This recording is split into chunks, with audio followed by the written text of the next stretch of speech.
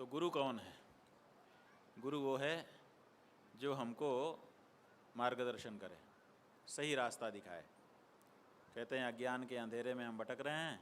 ब्राह्मणों के बारे में ये है कि विद्या हवै ब्राह्मणम आजगाम गोपायमाम सेवदिष्टेहमस्मि। वेद कहता है कि विद्या जो है वो ब्राह्मण के पास दौड़ करके गई और जा करके उसके शरण में पहुंच गई। बोली गोपायमाम, मेरी रक्षा करो। ब्राह्मण ने कहा मैं क्यों तुम्हारी रक्षा करूं? आप हमसे क्यों रक्षा की आशा करती हैं? तो कहा, विद्या ने कहा सेवदिष्टेहमस्मि, मैं तुम्हारा धन हूं।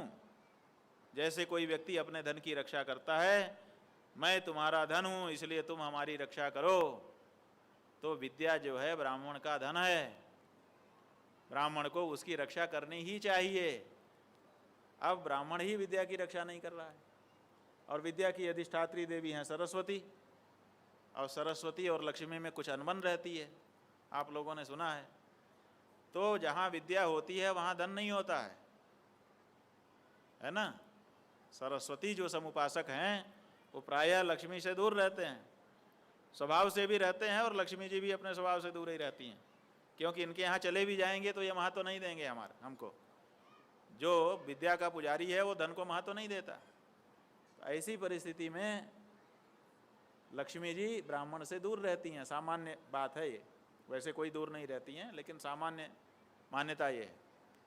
उनमें आप जो श्रीमाली ब्राह्मण हैं, ये श्रीमाली ब्राह्मण तो भगवती श्री लक्ष्मी की कृपा प्राप्त ब्राह्मण हैं। आप जैसा कौन दूसरा ब्राह्मण होगा? और ब्राह्मण तो लक्ष्मी की कृपा से वंचित हैं। ये श्रीमाली ब्राह्मण आप लोग हैं जिनको लक्ष्मी जी की कृपा भी प्राप्त है, परंपरा से प्राप्त है। लक्ष्मी जी आपके घर में आके आपकी पूजा स्वीकार करती हैं।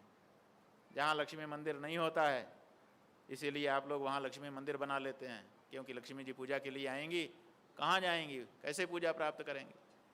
तो ये जो आपको वरदान मिला है सरस्वती और लक्ष्मी दोनों का, ये सब ब्राह्मणों को नहीं मिला है बंधुओं। तो अपनी इस विशेषता का स्मरण करिए और अपने आप को ब्राह्मण धर्म के अनुसार अपने जीवन की परिपाटी को बनाइए। निश्चित रूप से आपका जीवन धन्य होगा। इन्हीं शब्दों के साथ ये सत्र यहीं पर विराम लेगा। 2 शब्द